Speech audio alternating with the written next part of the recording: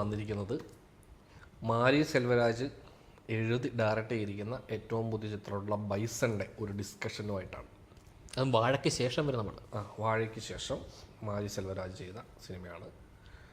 നമ്മൾ ഇത് ഇന്നലെ റിലീസായ സിനിമയാണ്. നമുക്കിപ്പോൾ ഇന്നാണ് കാണാൻ അവസരം കിട്ടിയത്. സോ ബൈസനെ പറ്റി പറയുകയാണെങ്കിൽ, ഇപ്പോൾ ഒറ്റവാക്കി പറയുകയാണെങ്കിൽ ബൈസൺ ഒരു നല്ല സ്പോർട്സ് ഡ്രാമയാണ്. കുറച്ചധികം ലെങ്ത് ഉണ്ട്, ഒരു 2.25 മണിക്കൂറോളം ഡ്യൂറേഷൻ ഉണ്ട്. ആ ലെങ്ത് കുറച്ച് കൂടുതലായി നമുക്ക് ഫീൽ ചെയ്തു. ബട്ട് ഒരു ഓവറോൾ ഒരു നല്ല സിനിമയാണ്. പക്ഷെ ഒരിക്കലും ഒരു എൻ്റർടൈനർ ലൈനിലേക്കോ അങ്ങനെയൊന്നും പോയില്ല. കുറച്ചധികം അതിനകത്തൊരു പൊളിറ്റിക്സ് ഉണ്ട്, അതിനകത്തൊരു എന്താ പറയുക ഒരു സർവൈവൽ ഒരു എന്താ പറയുക കമ്മിങ് ഓഫ് അങ്ങനെയല്ല പറയുന്നല്ലോ. ഒരു അച്ചീവ്മെന്റ്സ്, ഒരു സ്പോർട്സ് ഡ്രാമ സ്ഥിരം കാണുന്ന അതെ സ്പോർട്സ് ഡ്രാമയുടെ ആ ഒരു സ്ഥിരം ടെംപ്ലേറ്റ് അല്ലെങ്കിൽ ടെംപ്ലേറ്റ് എന്നല്ല പറയുന്നത്, എന്താ അതിന്റെ ആ ഒരു എല്ലാ ബീച്ചിനെയും കണക്ട് ചെയ്ത് സ്ഥിരം ടെംപ്ലേറ്റ് മാരി സെൽവരാജിന്റെ സ്ഥിരം ടെംപ്ലേറ്റ് ആണ്. സ്പോർട്സ് ഡ്രാമയുടെ ഇത് തന്നെ അച്ചീവ്മെന്റ് ചെയ്യാനുള്ള കഷ്ടപ്പാടുണ്ട്. ഒരു താഴെ കിടലുള്ള ആള് കയറി വരാനുള്ള ബുദ്ധിമുട്ട് അതാണ് കാണിക്കുന്നത് അതിനകത്ത്. സോ അങ്ങനത്തെ ഒരു ടൈപ്പ് ഓഫ് പടമാണ്. അപ്പോൾ അതിന്റെ ട്രെയിലർ കണ്ടാൽ തന്നെ നിങ്ങൾക്ക് മനസ്സിലാവും. മാരി സെൽവരാജ് ഇതിനു മുമ്പുള്ള പടങ്ങൾ കണ്ടവർക്കും അറിയാമല്ലോ എന്ത് ടൈപ്പ് പടമാണ് പുള്ളി ചെയ്യുന്നത്. അതേ ടൈപ്പിലൊരു സിനിമയാണ്, ഒരു നല്ല പടമാണ്. അത് കാണണമെന്ന് ആഗ്രഹമുള്ളവർ തീർച്ചയായിട്ടും കണ്ടു നോക്കുക. ഇതാണ് നമ്മുടെ ഒരു എന്റെ രണ്ടാമത്തെ മാരി സെൽവരാജ് പടം. അതുകൊണ്ട് എനിക്കിങ്ങനെ മാരി സെൽവരാജ് ടെംപ്ലേറ്റ് മനസ്സിലാവും എന്ന് പറയാൻ പറ്റില്ല. എന്നാലും ചേട്ടൻ കണ്ട വാഴയേക്കാൾ എനിക്ക് കുറച്ചുകൂടെ ഇഷ്ടപ്പെട്ടത് വാഴയാണ് ഇതിനേക്കാൾ. ഇതെനിക്ക് കുറച്ചുകൂടെ നല്ല റൈറ്റിംഗ് ആണെങ്കിലും നല്ല ഡയറക്റ്റിംഗ് ആണെങ്കിലും എനിക്ക് റൈറ്റിംഗ് വാഴയുടെ അത്രയും പവർഫുൾ മൊമെന്റ്സ് ഇതിനകത്തില്ല. എനിക്ക് വാഴയുടെ ആ ഒരു ക്ലൈമാക്സ് സീക്വൻസ് ഭയങ്കര പവർഫുൾ ആയിട്ട് തോന്നി. അത്രയും പവർഫുൾ ആയിട്ടുള്ള ഒരു സംഭവമല്ല, എന്നാലും ഇതിനകത്ത് കുറച്ചുകൂടെ ആക്സസിബിൾ ആണ്. വാഴയൊക്കെ കുറച്ചുകൂടെ ആളുകൾക്ക് കാണാൻ പറ്റിയൊരു അത്രയും ഇമോഷണലി നമ്മളെ ഭയങ്കരമായിട്ട് ഫീൽ അത്രയും ഇമോഷണൽ ഇമ്പാക്ട് തരുന്നില്ല നമുക്ക്. അതുകൊണ്ട് തന്നെ എനിക്ക് തോന്നുന്നു ഇത് ഒരു സമീപിക്കാം ആൾക്കാർക്ക്. അല്ലെ, ആൾക്കാർക്കെന്ന് വെച്ചാൽ ഇങ്ങനത്തെ സിനിമകൾ ചിലപ്പോൾ കാണാൻ മടിച്ചു നിൽക്കുന്നുണ്ടാവും. ഇത്ര ഇമോഷണലി ഇതാവുന്ന സിനിമ വേണ്ട എന്നുള്ള ലൈൻ മടിച്ചു നിൽക്കുന്നവർക്ക് അങ്ങനെ അത്ര ഇമോഷണലി നിങ്ങളെ ഒരു ടച്ച് ചെയ്യാത്തൊരു സിനിമയാണ്. പക്ഷെ അതുകൊണ്ടൊന്നും മോശമാവുന്നില്ല. പിന്നെ എനിക്ക് തോന്നിപ്പോ ഒരു ട്രിയോ ഉണ്ടല്ലോ തമിഴിൽ, മാരി സെൽവരാജ്, വെട്രിമാരൻ, പിന്നെ പാരജിത്ത്. അപ്പം അവരുടെ സിനിമകള് വരുമ്പം നമ്മൾ എക്സ്പെക്ട് ചെയ്യുന്ന എലമെന്റ്സ് ഉണ്ടല്ലോ, അത് ഇതിനകത്തുണ്ട്. ചിലപ്പോൾ അത് തന്നെ കുറച്ച് പേരെ റെപ്പറ്റീഷൻ ഓഫ് മെസ്സേജിങ് ആ ഒരു ലൈനിൽ ചിലപ്പം അത് ഇതിനകത്തുണ്ട്. നമുക്കിങ്ങനെ എക്സ്പെക്ട് ചെയ്യാം എന്താണ് അവർ പറയാൻ ഉദ്ദേശിക്കുന്നത് നമുക്ക് മനസ്സിലാവും. പക്ഷേ ഇതാണെന്ന് തോന്നുന്നു ഏറ്റവും ജനറൽ ആയിട്ട് പറയുന്ന മെസ്സേജ്. അങ്ങനെ ഭയങ്കര കുത്തിപ്പറയുന്ന അല്ലെങ്കിൽ ഭയങ്കര പോയിന്റഡ് ആയിട്ടുള്ളതല്ലാതെ കുറച്ചുകൂടെ ജനറലൈസ് ചെയ്ത് കുറച്ചുകൂടെ ആക്സസിബിൾ, കുറച്ചുകൂടെ കൊമേഴ്ഷ്യൽ ആണെന്ന് തോന്നുന്നു പടം. എനിക്ക് അങ്ങനെയാണ് ഫീൽ ചെയ്യുന്നത്. അല്ല, ആക്ച്വലി മനസ്സിലാക്കാൻ ഒട്ടുമിക്ക പടങ്ങളും കൊമേഴ്ഷ്യൽ തന്നെ. ഈവൻ കർണൻ എടുത്ത് നോക്കിയാലും കൊമേഴ്ഷ്യൽ. പുള്ളിയുടെ ആ കൊമേഴ്ഷ്യൽ പടങ്ങളിലെ ഏറ്റവും താഴെയുള്ള പടമാണ് പിന്നെ വാഴ. അത് കൊമേഴ്ഷ്യൽ അത്ര കൊമേഴ്ഷ്യലാണ് വാഴ. അതെ, പക്ഷെ എനിക്ക് വാഴയാണ് കുറച്ചുകൂടെ പവർഫുൾ സിനിമയായിട്ട് തോന്നിയത്. ഇത് കുറച്ചുകൂടെ ഞാൻ 2 പടമേ കണ്ടിട്ടുള്ളൂ. അത് അല്ല, ഇത് ഇച്ചിരി ഹീറോയിക് മൊമെന്റ് ഉണ്ട്.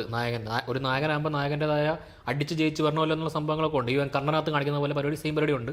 അതുപോലെ ഇപ്പം ഒരു ഇതിൽ പറയുന്നുണ്ട് കർണനിൽ ധനുഷ് കൊടുത്തിട്ട് മുണ്ട കൊടുത്തിരുന്നത്. അത് ഏത് സീനാണെന്നറിയോ? ആ ബസ്സിലെ സീനിൽ കർണൻ ധനുഷ് കൊടുത്ത് അതേ മുണ്ട കൊടുക്കുന്നത്.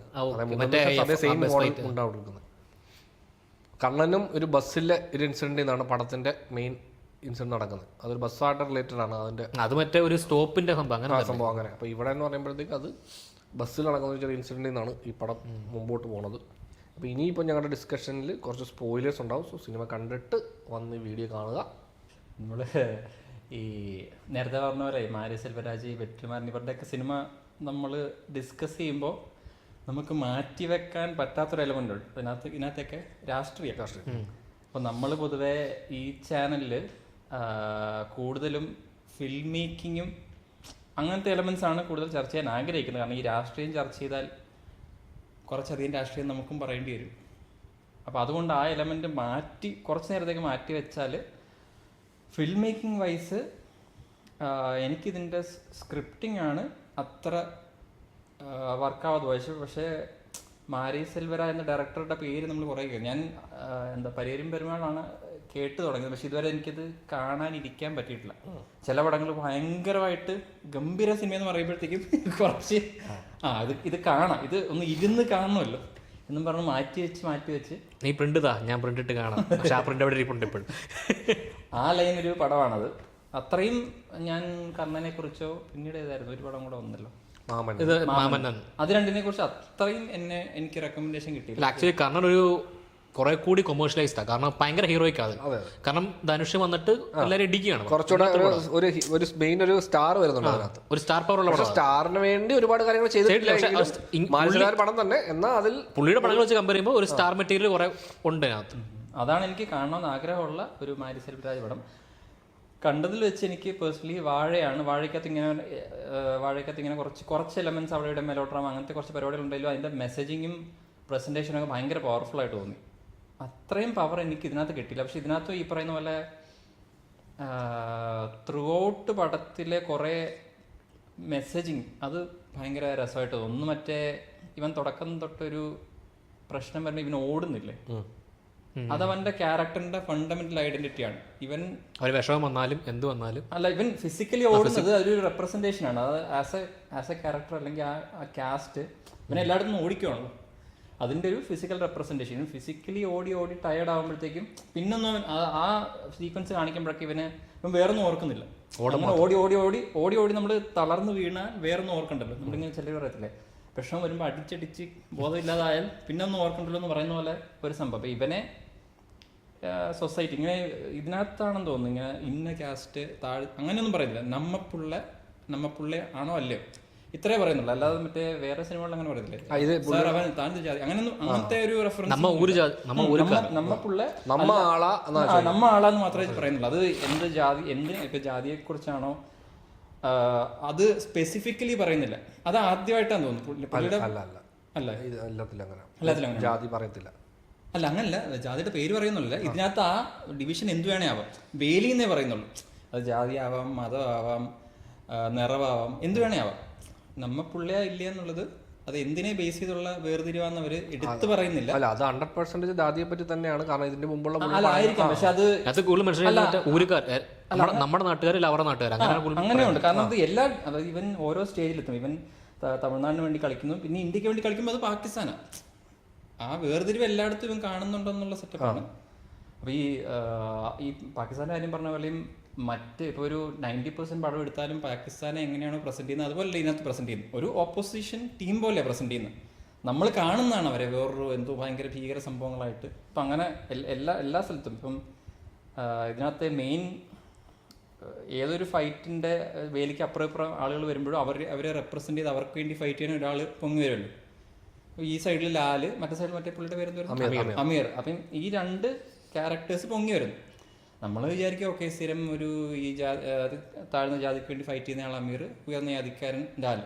പക്ഷേ ഈ രണ്ടുപേരെയും നമ്മുടെ മെയിൻ ക്യാരക്ടർ അടുത്തറിയുമ്പം ഇവർ രണ്ടുപേരും അങ്ങനെ നല്ലവർ ചീത്തവരെന്നൊന്നുമില്ല. ഇവരൊരു ഫൈറ്റ് ഏറ്റെടുക്കുന്നു. അതിങ്ങനെ കാലം ചെല്ലും തോറും ഈ ഫൈറ്റിന്റെ ഉദ്ദേശവും അതാ അമീറിന്റെ ക്യാരക്ടർ പറയുന്നുണ്ട്. നമ്മൾ എന്തിനു വേണ്ടിയാണ് തുടങ്ങിയത് അത് മറന്നുപോയി. ഇത് വേറെന്തോ ആയി മാറി. പിന്നെ അതിങ്ങനെ ആയി മാറി. പിന്നെ പുറത്ത് നിൽക്കുന്നവർ അതിൻ്റെ അർത്ഥങ്ങൾ കണ്ടുപിടിക്കും. പിന്നെ അവർ അങ്ങനെ പറഞ്ഞ് ഇത് എന്തൊക്കെയോ ആയി മാറിക്കൊണ്ടിരിക്കുകയാണ്.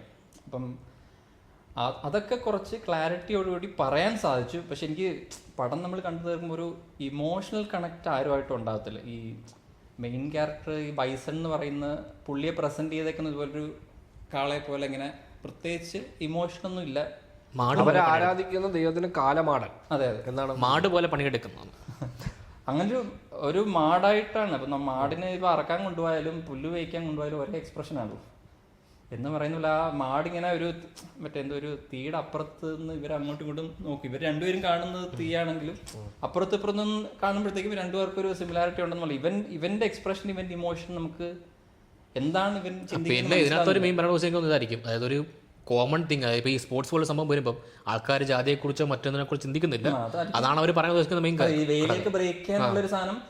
ഈ എനിക്ക് മനസ്സിലായി ജാതിയ മതത്തിനേക്കാൾ കൂടുതൽ ദേഷ്യമുള്ള ആളുകളാണ് ഏറ്റവും വലിയ പ്രശ്നം.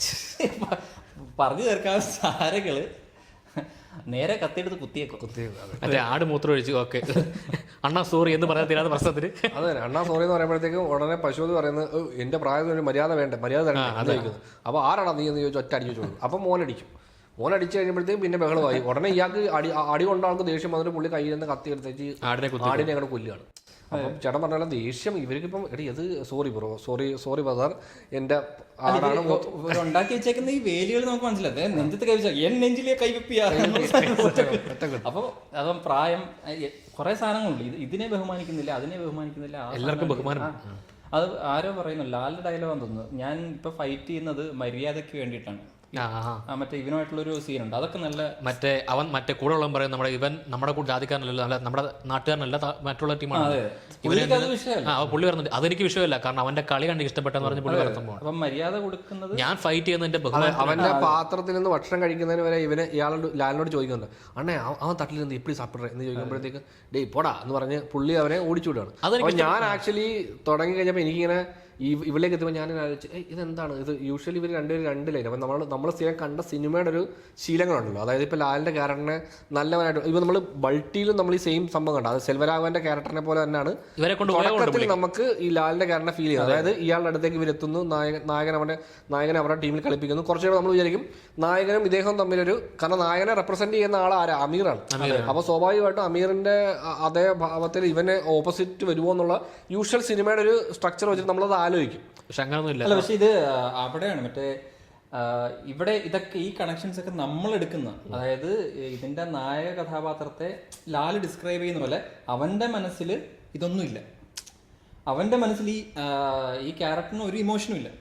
നമുക്കത് ഒരു ഫിലിം വാച്ചറായിട്ട് കുറച്ച് ഫ്രസ്ട്രേറ്റിംഗ് ആണെങ്കിലും ആ നായക കഥാപാത്രത്തിന് ഇങ്ങനെയുള്ള ഐഡന്റിറ്റീസിനോടൊന്നും ഇമോഷണൽ കണക്ഷൻ ഇല്ല. ഇത് എന്റെ ജാതി, എന്റെ ഊര്, എന്റെ ഇതൊന്നും ഇല്ല. ഇതിപ്പം നമ്മൾ അറ്റാച്ച് ചെയ്യണം. അപ്പം അവന്റെ അച്ഛൻ പറയുന്നത്, നീ ജയിച്ചാൽ അത് ഈ ഊരിക്ക് നമ്മുടെ ഊരിനൊരു പെരുമ, അല്ലെങ്കിൽ നമുക്കൊക്കെ അത് അങ്ങനെ അവരെ അറ്റാച്ച് ചെയ്യുന്ന സാധനമാണ്. പക്ഷെ അവനെ സംബന്ധിച്ച് അവന്റെ മനസ്സിൽ തുടക്കം തൊട്ട് അവസാനം വരെ എനിക്ക് കബഡി കളിക്കണം, അത് മാത്രമേ ഉള്ളൂ. ആ ഇമോഷണൽ ഡിസ്കണക്ട് ക്യാരക്ടറിനുണ്ട്.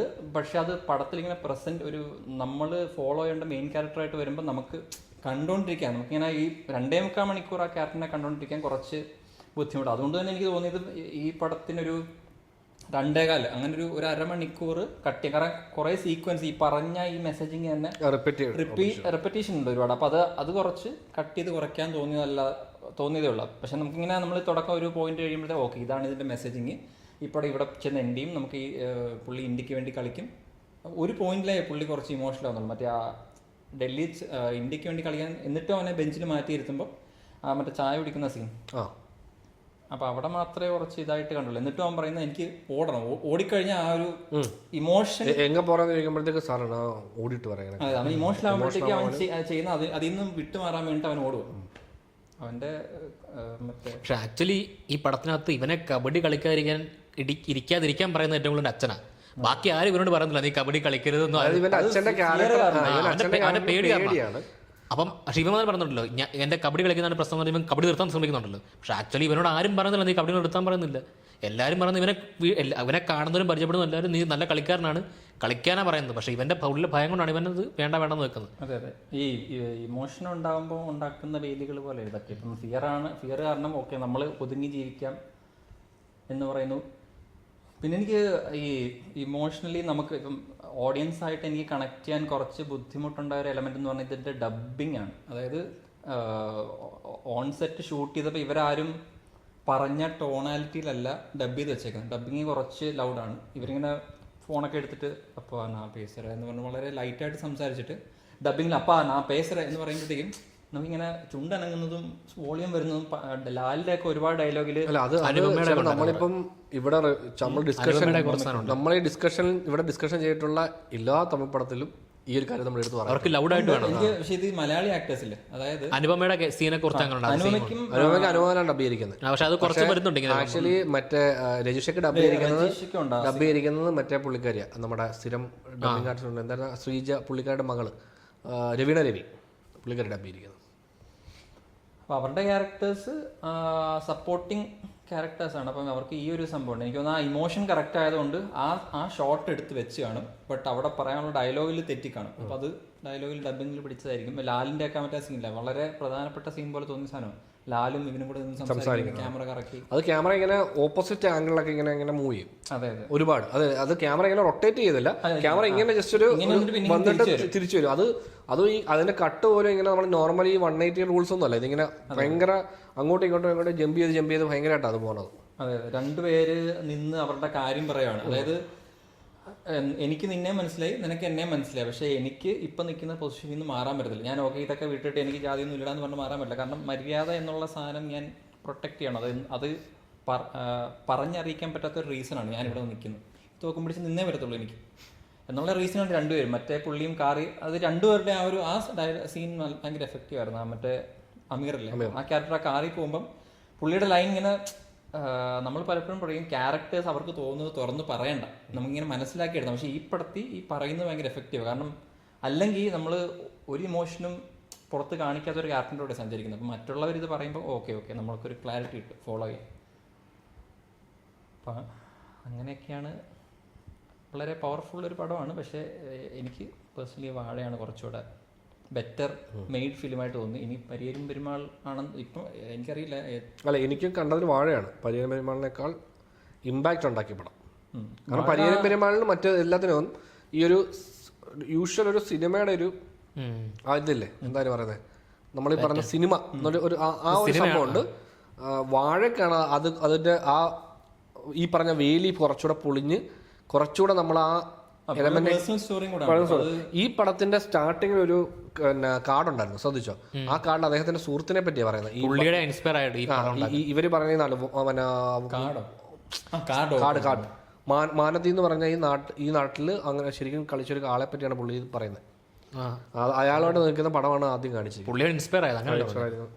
ഞാൻ ഇത് കണ്ടപ്പോഴും വിചാരിച്ചു, ഈ മലയാളി വില്ലന്മാരെ കൊണ്ടുവരുന്നത് അതുപോലെ പുള്ളിക്കൊരു ഉള്ളൊരു കോമൺ ക്രിറ്റിസിസം ആണല്ലോ ഇത്. പുള്ളി ഇങ്ങനെ ഇവിടുത്തെ ആളുകളെ വെച്ച് പടമെടുക്കാൻ ശ്രമിക്കും, പക്ഷേ നായികമാരെ ചൂസ് ചെയ്യുമ്പോൾ എല്ലാ പടത്തിലും ഒന്നെങ്കിൽ പുറത്തുനിന്ന് നായികമാരെ കൊണ്ടുവന്നിട്ട് കരിവരുത്തിക്കുന്ന ഒരു പരിപാടിക്ക് അതൊരു കോമൺ ക്രിറ്റിസിസം ആണ്. അപ്പം പക്ഷേ നമ്മളിങ്ങനെ പടം കണ്ടുകൊണ്ടിരിക്കുമ്പോഴത്തേക്കും അങ്ങനെ ക്രിട്ടിസൈസ് ചെയ്യാൻ മാത്രം ഒന്നും അത്ര ഭയങ്കര ഇതായിട്ടൊന്നും അങ്ങനെ ഭയങ്കര പ്രശ്നമായിട്ടൊന്നും എനിക്കിതേ ഉള്ളൂ. കാസ്റ്റിംഗിൽ ഈ തമിഴ് വളരെ റൂട്ടഡ് തമിഴാണ്. അപ്പോൾ അത് പറയാൻ ബുദ്ധിമുട്ടുള്ള ഒരു ആക്ടേഴ്സിനെ കാസ്റ്റ് ചെയ്യുന്നതിൽ മാത്രമേ, കാരണം ഇതിൻ്റെ ഈ രണ്ട് ക്യാരക്ടേഴ്സിനെ ഇവരെ തന്നെ കാസ്റ്റ് ചെയ്യണമെന്ന് നിർബന്ധമില്ല. എനിക്കൊന്ന് തമിഴ് കുറച്ചുകൂടെ അറിയാവുന്ന ഒരു ക്യാരക്ടേഴ്സിനെ കാസ്റ്റ് ചെയ്തിരുന്നെങ്കിൽ. അത് കാര്യം എന്ന് വെച്ചാൽ ഈ സിനിമയിൽ ഇപ്പോൾ അവരൊരു ഭയങ്കര വലിയ ക്യാരക്ടേഴ്സ് അല്ല, എസ്പെഷ്യലി അനുപം പരമേശ്വരൻ കാരണം ഭയങ്കര സ്ക്രീൻ സ്പേസ് ആണ്, വളരെ കുറച്ച് സ്ക്രീൻ സ്പേസ്. അപ്പോൾ അത് നമ്മൾ ഈ ക്യാരക്ടറിന് അനുപമയെ കൊണ്ടുവരാം എന്നുള്ള ഒരു ഡിസിഷനിലേക്ക് എത്തിയതിൻ്റെ ഒരു ഇതേ ഉള്ളൂ. അത് എനിക്കൊന്ന് കുറച്ച് റൂട്ടഡ് ആയിരുന്നെങ്കിൽ കുറച്ചുകൂടെ ആ ക്യാരക്ടറിന് മറ്റേ ഒരു സീനുണ്ടല്ലോ, അത് നല്ല സീനായിരുന്നു. മറ്റേ കല്യാണം നിശ്ചയം കഴിഞ്ഞിട്ട് വീട്ടിൽ വന്ന് പ്രശ്നമുണ്ടായിരുന്നു, നിനക്ക് അറിയാലോ എനിക്കെന്താ സംഭവിക്കുന്ന സാധനം. അപ്പം അതിങ്ങനെ വന്നു പോകുന്നുണ്ടെങ്കിലും അത് നല്ല എനിക്കൊന്ന് റൂട്ടഡ് ആയിട്ട് കുറച്ചുകൂടെ ഒരു തമിഴ് പൊണ്ണ് ചെയ്യുന്ന പോലത്തെ ഫീൽ ഉണ്ടായിരുന്നെങ്കിൽ അത് കുറച്ചുകൂടെ പവർഫുൾ സീനായെന്ന് തോന്നി. അത് ഇവർക്ക് കുറച്ചൊരു പിടുത്തം ഉണ്ടാവില്ലേ തമിഴ്. ഇവർ ഈ സ്ലാങ് ഒക്കെ പിടിച്ച് അല്ലെങ്കിൽ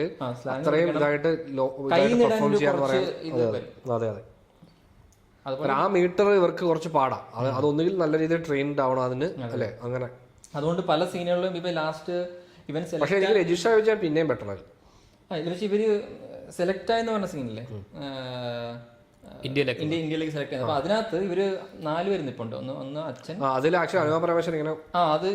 അതിനകത്ത് ഇവരൊക്കെ പല മീറ്ററിൽ നിന്നിട്ട് ഇത് ആ സീനിന്റെ മൊത്തത്തിൽ സ്റ്റേജിങ്ങും എല്ലാം ഇങ്ങനെ അണ്ടർ റിട്ടേൺ സീൻ പോലെ അതൊക്കെ നല്ല ഇമ്പാക്ട് ഉണ്ടാവണോ എന്നൊരു സംശയം തോന്നി. അങ്ങനെ കുറച്ച് ആ സീനിൽ ഞാൻ ശ്രദ്ധിച്ചു. അതിൽ ഇവരെല്ലാവരും ഫ്രെയിമിലുള്ളപ്പോൾ അനുപമ പരമേശ്വരന്റെ ക്യാരക്ടർ ഇങ്ങനെ എന്തുകൊണ്ട് പുള്ളിക്കാരത്തി ആ ഫ്രെയിമിൽ ഉണ്ടെന്ന് ആ ഫ്രെയിമിൽ തന്നെ നിന്നിട്ടുമില്ല.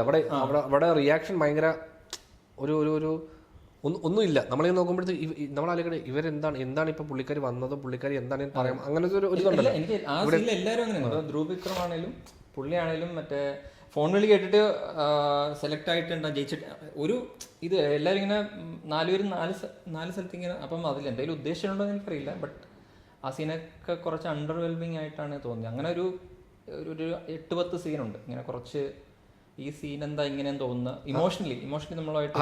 അതുപോലെ അത് നമ്മുടെ സിനിമയുടെ ശീലങ്ങൾ നമ്മുടെ തലയിൽ ഒരുപാട് സാധനം കുത്തിറക്കുമല്ലോ. അപ്പോൾ പടം കണ്ടുകൊണ്ടിരിക്കുമ്പോൾ നമുക്ക് തോന്നുന്നു ഇത് ഇങ്ങനെ ആയിരിക്കും പോകാൻ പോകുന്നത്. അതായത് ആക്ച്വലി ധ്രുവവിക്രത്തിന് ഈ കൈയൊടിക്കുന്ന ഒരാളുണ്ടല്ലോ, എന്തോ ഇല്ല, ഈ ക്ലൈമാക്സിൽ ഇവരുടെ കലവരം നടക്കുന്ന സമയത്ത് ഈ കൈയൊടിക്കുന്ന ആൾ അവിടെ ഉണ്ട്, പുള്ളി വരുന്നുണ്ട്. അപ്പോൾ ഇവർ അച്ഛനും മോനോട് അവിടെ നിന്ന് രക്ഷപ്പെടുവാണല്ലോ. അപ്പോൾ എൻ്റെ മനസ്സിൽ വന്നത് ഓക്കെ ഇത് പേ ഓഫ് ആയിരിക്കാം, ഇയാൾ തിരിച്ചു വരും, ഇവരും പേ ഓഫ് ഉണ്ടായിരിക്കും. പക്ഷെ അത് സംഭവിച്ചില്ല.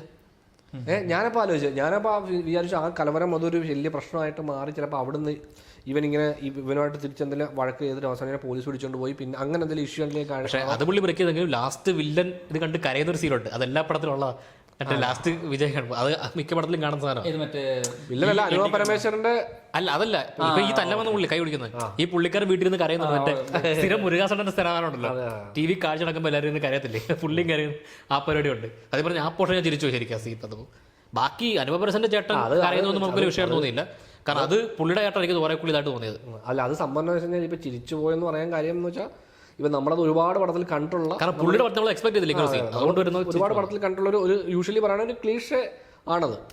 ഇത് നമ്മൾ എനിക്ക് എപ്പോഴും ഈ സ്പോർട്സ് ഡ്രാമ അല്ലെങ്കിൽ സ്പോർട്സ് മൂവീസിൽ എനിക്ക് എപ്പോഴും ഫീൽ ചെയ്യുന്ന സംഭവം അതിപ്പോ അങ്ങനെ അല്ലാതെ വേറെ എന്തെങ്കിലും ചെയ്ത് കാണിക്കാൻ പറഞ്ഞ അറിയത്തില്ല, ഞാൻ പറയാണ്. അല്ല, ഈ ക്യാരക്ടർ ഉണ്ടല്ലോ, ഈ ക്യാരക്ടറെ കാണിക്കാതിരുന്നാൽ മതി. കാരണം ആ ക്യാരക്ടറെ കാണിക്കാതിരുന്നാൽ മതി. ആ പുള്ളിക്കാരന്റെ ക്യാരക്ടർ ആദ്യം എഴുതിയേക്കുന്ന പുള്ളി മറ്റേ കലിപ്പുണ്ടാക്കുന്നു, പ്രശ്നം ഉണ്ടാക്കുന്നു, അങ്ങനത്തെ ഒരു ക്യാരക്ടർ പെട്ടെന്ന് മറ്റേ ഇവൻ ജയിക്കുന്ന കാണുമ്പോൾ പുള്ളി ഇരുന്ന് കരയുന്നു.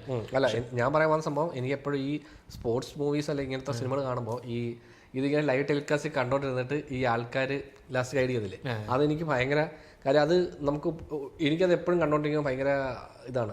ആ സീൻ നന്നായ പോലില്ല, എനിക്കത് എപ്പോഴും ഇങ്ങനെ ആ ഏരിയ വരുമ്പോഴത്തേക്ക് എനിക്ക് കുറച്ച് ഡൗൺ ആവും. അത് എനിക്കും അങ്ങനെ പേഴ്സണലി എനിക്ക് സിനിമ എടുക്കുമ്പം എന്താ പറയാ, ഇങ്ങനെ ഈ ആളുകൾ സ്റ്റക്കാവുന്ന സീൻസ് എനിക്ക് കുറച്ച് ഷോക്കാവുന്നു. അല്ല, ഷോക്കാവുന്നല്ല, നമ്മളിങ്ങനെ എല്ലാവരും കൂടെ ഒരു സ്ഥലത്തിരുന്ന് അടങ്ങിയിരുന്ന് ഒരു സംഭവം ചെയ്തില്ലേ. ഇപ്പൊ അടങ്ങിയിരുന്ന് ഇപ്പം നമ്മൾ മൂന്നുപേരും കൂടെ നമ്മൾ അടങ്ങിയിരുന്ന അത് നിങ്ങൾ മൂന്നുപേരോട് വ്യത്യസ്തമായിട്ട് ഓടിയെടുത്ത് പറ, അപ്പൊ നമുക്ക് സെറ്റ് ചെയ്യാം. അപ്പം ആ സീനിന്റെ ഒരു എന്താ ചാർജ് ഉണ്ടല്ലോ, ആ സീനൊക്കെ ഇങ്ങനെ കയറി വരുവാണല്ലോ.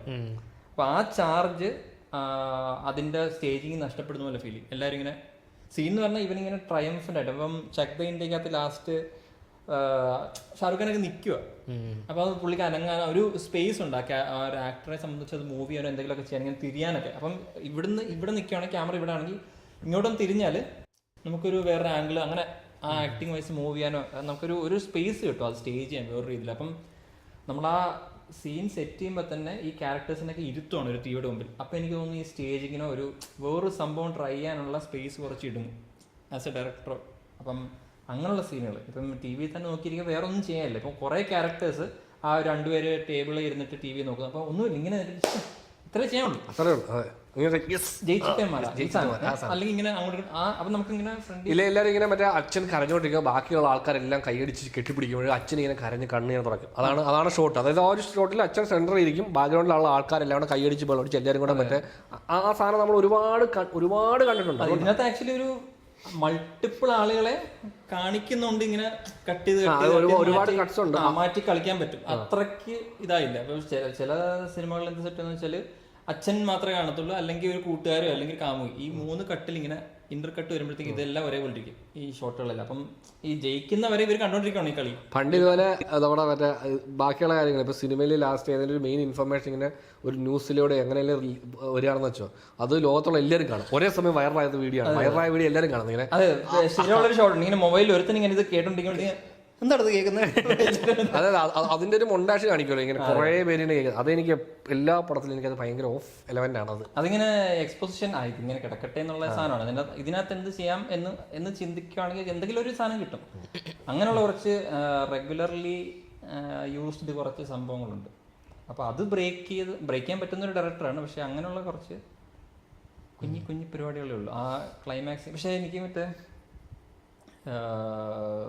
ഈ സീനുകളില്ലേ നമ്മുടെ കളിയുടെ കബഡി കളി അത്യാവശ്യം ഇങ്ങനെ ഒരു മാച്ച് കാണുന്ന ഒരു ഫീൽ ഉണ്ടാകും.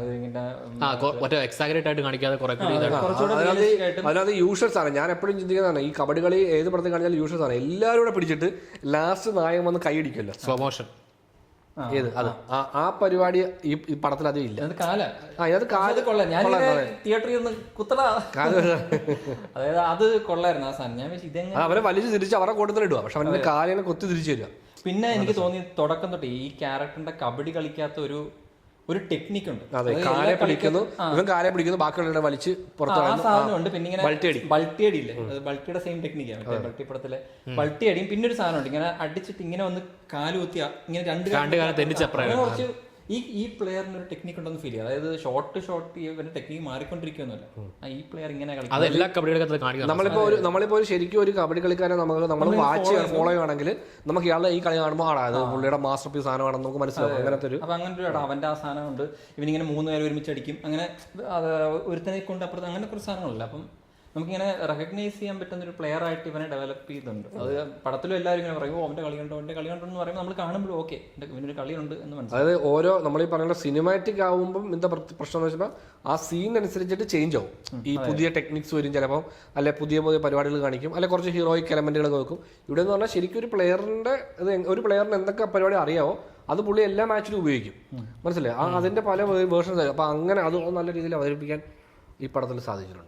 നമുക്കത് കണ്ടോണ്ടിരിക്കണം ഫീൽ ചെയ്യും. സിനിമാറ്റിക് വേർഷൻ എന്ന് പറഞ്ഞാൽ മറ്റേ സുൽത്താൻ എന്ന് പറഞ്ഞ പടമുണ്ട്, എന്താ നമ്മുടെ സൽമാൻ ഖാൻ. അതിനകത്തൊരു മലത്തി അടിച്ചിട്ട് മീശ ഇങ്ങനെ ഇരിക്കും. അത് cinematic version, slow motion with no BGM എല്ലാം ആയിട്ട്. ഇവിടെ എന്ന് പറയുമ്പോൾ അങ്ങനെ അത്രയും ഗില്ലിക്കത്ത് മറ്റേ സാധനം ഉണ്ടല്ലോ. അത് പറഞ്ഞപ്പോഴേ ഇതിന്റെ മ്യൂസിക് ഭയങ്കര എഫക്റ്റീവ് ആയിരുന്നു എനിക്ക്. മ്യൂസിക് പ്ലസ് മ്യൂസിക്, ഈ പറയുന്ന പോലെ സൗണ്ട് ഡിസൈൻ ആക്ച്വലി നമ്മുടെ വാഴയിലും ഭയങ്കര രസമാണ്. സൗണ്ട് നമ്മളൊരു കട്ട് ചെയ്തും പുതിയൊരു എൻവയോൺമെന്റിൽ ഒക്കെ പോകുമ്പോഴത്തേക്കും സൗണ്ട് കൊണ്ട് തന്നെ നമ്മൾ പെട്ടെന്ന് അതിനകത്ത്, എനിക്ക് ഈ പടം ഇങ്ങനെ കണ്ടുകൊണ്ട് ഇരിക്കുമ്പോഴേക്കും നമുക്ക് ആ ഗ്രാമത്തിൽ നിൽക്കുന്ന ആ ഒരു ഫീലിലേക്ക് സൗണ്ട് വൈസ് കൊണ്ടുവരാൻ ഭയങ്കര. അതേപോലെ തന്നെ സിനിമാറ്റോഗ്രഫി ഭയങ്കര ആപ്റ്റ് ആയിരുന്നു. അതെ, പുള്ളി തന്നെയാണ് വാഴ എനിക്ക് ഒന്നുകൂടി ഇഷ്ടപ്പെട്ടു സിനിമാറ്റോഗ്രഫി. ഇത് നല്ല രസമുള്ള സംഭവമായിരുന്നു. ടെക്നിക്കലി വാഴയിൽ തേനീശമായിരുന്നു. ടെക്നിക്കലി എനിക്ക് കുറച്ചുകൂടി ബഡ്ജറ്റ് ഉണ്ട് ഇതിന്. ബജറ്റ് കുറെ സംഭവങ്ങളൊക്കെ കാണുമ്പോഴേക്കും മറ്റേ ഗ്രാമമൊക്കെ ലാസ്റ്റ് തല്ലിപ്പൊളിക്കലും ബജറ്റ് ഉണ്ട്. നല്ല ക്രൗഡും കുറെ ഉണ്ട്. കാരണം ബാക്കി എല്ലാ പടത്തിനും ലിമിറ്റഡ് ആയിട്ട് സാധനമുള്ളൂ ഈ പറഞ്ഞ എല്ലാ പടം നോക്കി. പിന്നെ പുള്ളി സ്ഥിരം ചെയ്യുന്നതെന്ന് എനിക്കറിയത്തില്ല, മറ്റേ പല ടൈം ലൈനിൽ ഇന്റർ കട്ട് ചെയ്യും.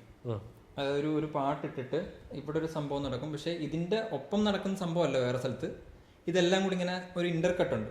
അതിനെന്തോ ഒരു മാജിക് ഉണ്ട് അതിനകത്ത്. അത് പടം തുടങ്ങുമ്പം അത് ഇവന്റെ സ്റ്റാർട്ടിങ് സീക്വൻസ്, ഇവൻ ഓടുമ്പം കട്ടിങ് ഉണ്ട്. ആ ഓടുന്നതിനിടയ്ക്ക് ഇന്റർ കട്ട് ഉണ്ടല്ലോ. നമ്മളിങ്ങനെ നമ്മൾ സ്ഥിരം പറയുന്നു മറ്റേ നറേഷൻ പടം തുടങ്ങുമ്പോഴത്തേക്ക് ഇതാണ് നമ്മുടെ നായകൻ ബൈസൺ രാജൻ, ഇവനിങ്ങനെ അമ്മ മരിച്ചിരുന്നു, ഇവൻ അച്ഛൻ അപ്പുറത്ത് പറമ്പിലുണ്ട് എന്ന് പറയാതെ ഒരു സിനിമാറ്റിക് ഒരു ഡയറക്ടറിന്റെ അല്ലെങ്കിൽ ഒരു കഴിവുള്ള ഒരാളുടെ ഇതേ സീക്വൻസ് ചെയ്യാൻ കിട്ടിയാൽ എന്ത് ചെയ്യും എന്നുള്ളൊരു ലൈൻ ഓഫ് സ്റ്റാർട്ടിങ് ആണ്. അത് ഭയങ്കര എഫക്റ്റീവ് ആണ്. അത് ഒന്ന് കുറച്ച് സ്ഥലത്ത് യൂസ് ചെയ്യും. എനിക്ക് പടത്തിൻ്റെ സെക്കൻഡ് ഹാഫിൻ്റെ ഒരു സെക്ഷനാണ് കുറച്ച് ഡൗൺ ആയതുപോലെ ഫീൽ ചെയ്തത്. സെക്കൻഡ് ഹാഫ് എനിക്ക് കുറെ കൂടി വലിഞ്ഞതായിട്ട് ഫീൽ ചെയ്തു. ഭയങ്കര കുറേ സീക്വൻസ് അത് റിപ്പീറ്റ് ചെയ്യുന്ന പോലെ ഫീൽ ചെയ്യുന്നു നമുക്ക് ചില സീക്വൻസുകളൊക്കെ. അല്ല പിന്നെ ചുമ്മാ എഴുതി വെച്ചേക്കുന്ന മറ്റേ രസകരമായ കുറച്ച് സീനുകൾ എഴുതിയെന്നുള്ളതല്ലോ. മറ്റേ പുള്ളിക്ക് അമീറിന് 2 തവണ അപകടം പറ്റുമല്ലോ.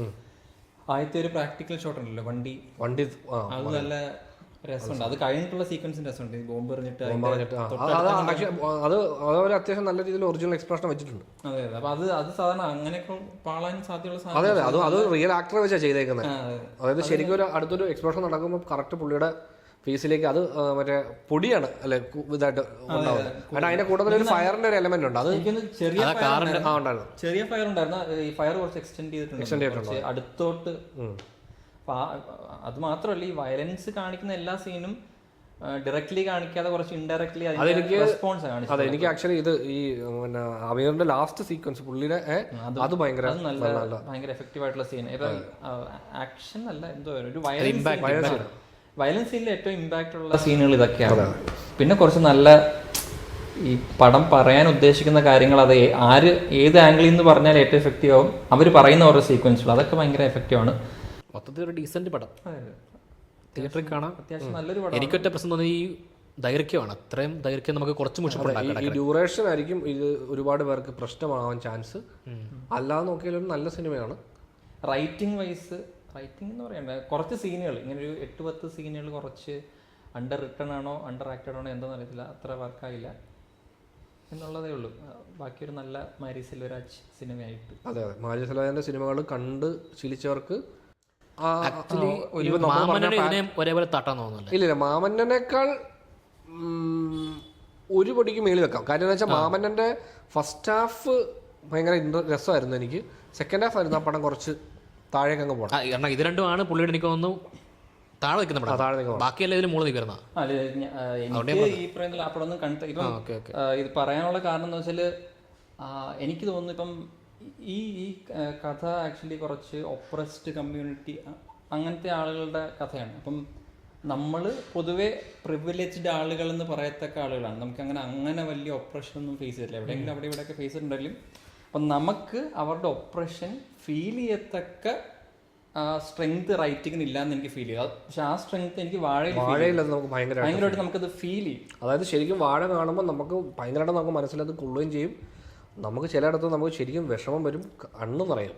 അതെ. അപ്പം അത്രയും ഇത് കുറച്ചുകൂടെ ഇന്റലക്ച്വലി ഇതിനെ ഡീൽ ചെയ്തേക്കും. അപ്പം പ്രിവിലേജ്ഡ് എന്ന് പറഞ്ഞാൽ മറ്റേ ഇതല്ല, നമ്മുടെ ജാതി മതമല്ല, നമ്മളൊരു പൊസിഷനിലെത്തിയല്ല. അപ്പം നമുക്ക് വേറൊരു ആളുടെ സിറ്റുവേഷൻ മനസ്സിലാക്കത്തക്ക രീതി സ്ട്രെങ്തിലല്ല ഇതിന്റെ റൈറ്റിംഗ് ഉള്ളത്. ബട്ട് നമുക്ക് മനസ്സിലാവും ഓക്കെ ഇതാണ് ഉദ്ദേശിച്ചത്. അതെ, അതും നമുക്ക് സിനിമ ഈ സിനിമ കണ്ട് ഈ സിനിമകളിലൂടെ നമുക്ക് കിട്ടുന്ന ഒരു ഇതുണ്ടല്ലോ, എന്താ ശീലം, അതിന്റെ ഭാഗമാണ്. അതുകൊണ്ടാണ് നമുക്കത് മനസ്സിലാവുന്നത്. ഇപ്പം അല്ലാത്ത ഒരാൾ കാണുമ്പോഴത്തേക്കും ഇടയ്ക്ക് കുറച്ച് ലാഗുള്ള പടമാണ്, അത് ബോറിംഗ് ആയിരിക്കും എന്ന് പറഞ്ഞ് ഒഴിവാക്കുന്ന സിനിമ ആവാനും ചാൻസ് ഉണ്ട്. ബട്ട് അതല്ല, നിങ്ങൾ ഒരു നല്ല സിനിമ കാണുന്ന ആഗ്രഹം ഉണ്ടെങ്കിൽ ഡെഫിനറ്റ്ലി കണ്ടു നോക്കാം. ഈ ഡ്യൂറേഷൻ ഒരു പ്രോബ്ലം ആവാം.